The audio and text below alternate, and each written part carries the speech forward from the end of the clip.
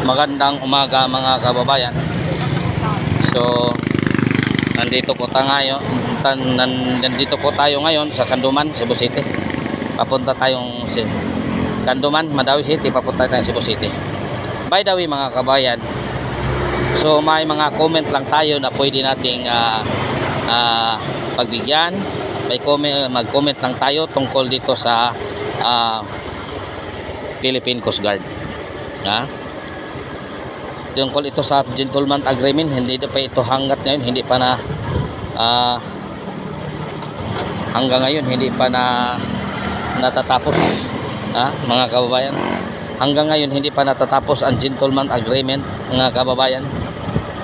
So bago tayo magpatuloy mga kababayan, so hinihiling ko lang sa inyong suporta, pag-like pindutin mo lang subscribe button kung hindi ka pa nakasubscribe sa aking channel mga kababayan.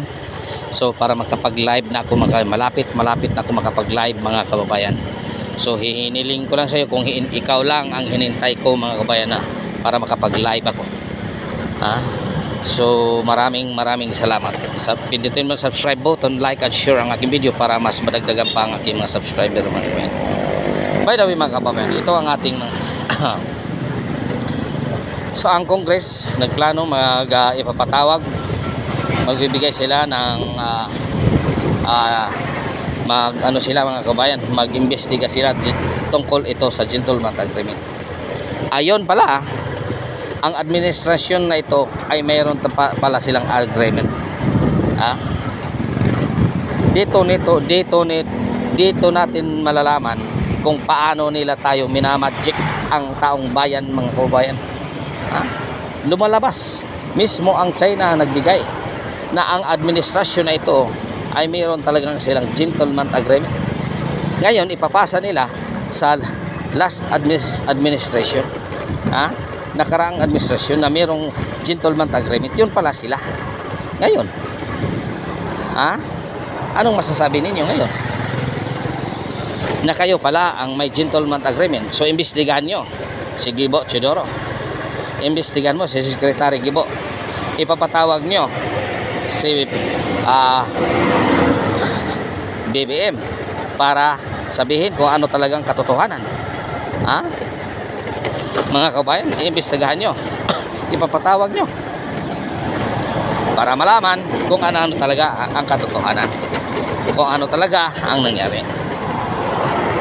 Mga kabayan, iimbestigahan nyo. Nandito tayo mga kabayan sa na napakainit na panahon. Almost sa 45-47 degrees Celsius under the heat of the sun, mga kabayan. So Sharon naman, hindi kayo maawa sa akin na hanggang dito ako na under the heat of the sun. Palike naman dyan and share ang aking video. So ngayon mga kabayan, so ito ay lalabas talaga ng katotohanan. Hindi pa nga nag-imbestiga, lumabas na ang katotohanan. Mismo ang China ang nagbigay.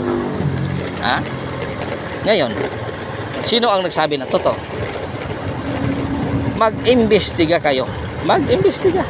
Mas tama yon, imbestigahan ninyo kung sino talaga ang nagpakana itong gentleman agreement.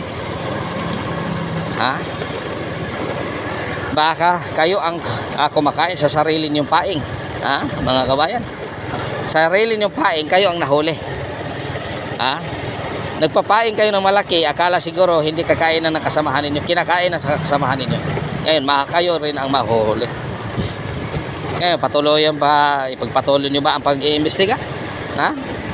Ipagpatuloy nyo pa ba ang gentleman agreement para ilihis ninyo ang investigasyon ng tungkol sa illegal drugs? Ilihis ninyo ang investigation tungkol sa pulburon. Yon ba ang katotohanan mga kababayan?